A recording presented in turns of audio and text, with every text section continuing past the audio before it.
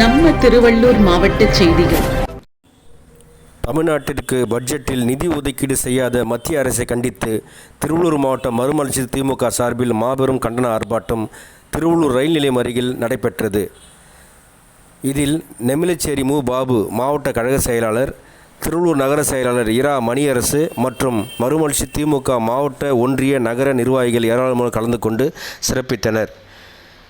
செய்தியாளர் MP ராஜா.